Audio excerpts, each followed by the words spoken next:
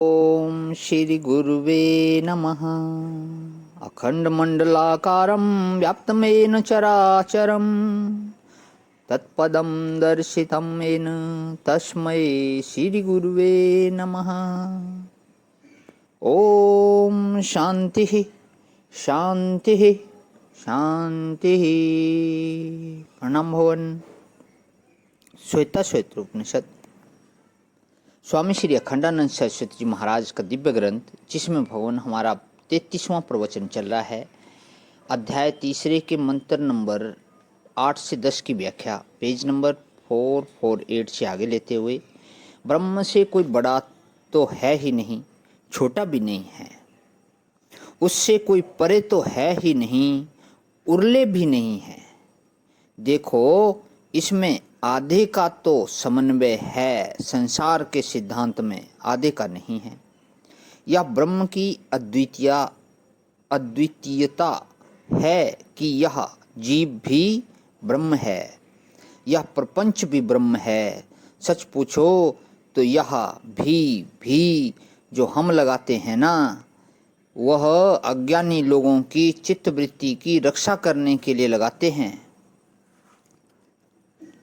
शंकराचार्य जी महाराज का वह श्लोक आपने सुना होगा, हरि रेव जगत जगत देव हरि, हरि रेव जगत।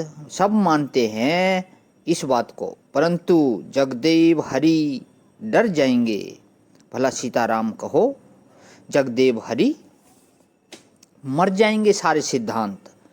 फिर कहाँ से धर्म अधर्म की सिद्धि होगी, कहाँ से उपासना की सिद्धि होगी? जब यही वह है, तब उसको पाने के लिए स्वर्ग में जाने की जरूरत कहाँ रही? देखो, योगी परमात्मा के साथ देश का संबंध मानता है, उपासक श्री परमात्मा के साथ देश का संबंध मानता है। उपासक कहता है कि स्वर्ग में चलो, ब्रह्मलोक में चलो, वैकुंठ में चलो, यह देश का संबंध हुआ।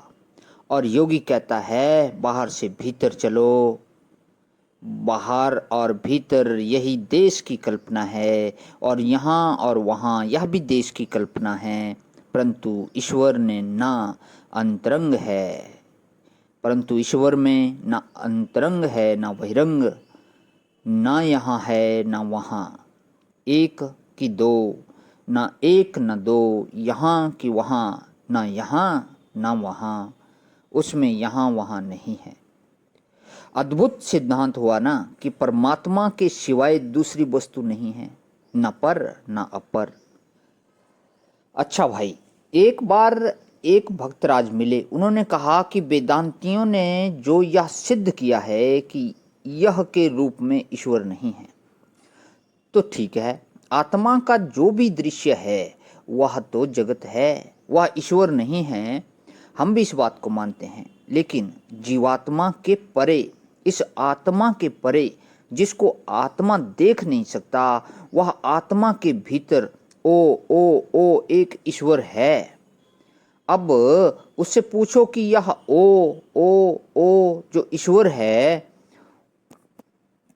उसका कभी किसी को अनुभव हुआ है कि नहीं हुआ है? ब्रह्मा को हुआ, विष्णु को हुआ, शिव को हुआ, शंकराचार्य को हुआ।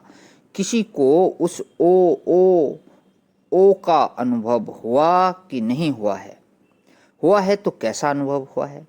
कहो कि यह ईश्वर है, ऐसा अनुभव हुआ है, तब तो वह दृश्य हो गया। और कहो कि वह ईश्वर है, ऐसा अनुभव हुआ है, तब तो वह प्रोच्छ है, अनुभव कहाँ हुआ? वह तो कल्पना हो गई। बोले कि मैं ही हूँ, ऐसा अनुभव हुआ तो बहुत बढ़िया। मैं हूँ ऐसा अनुभव हुआ, तब तो मैं और वह एक हो गया ना, परोक्षता कट गई। आत्मा का अभेद जब तक परमात्मा से नहीं होगा, तब तक परोक्षता कट नहीं सकती।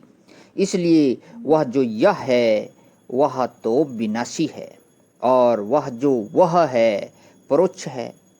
और जो ईश्वर मैं के रूप में है, आत्मा के रूप में है, वही ईश्वर असली होता है। यह वेदांत का सिद्धांत है। नहीं तो जब किसी ने देखा ही नहीं, अनुभव ही नहीं किया, तो सिर्फ कल्पना की बात रह गई।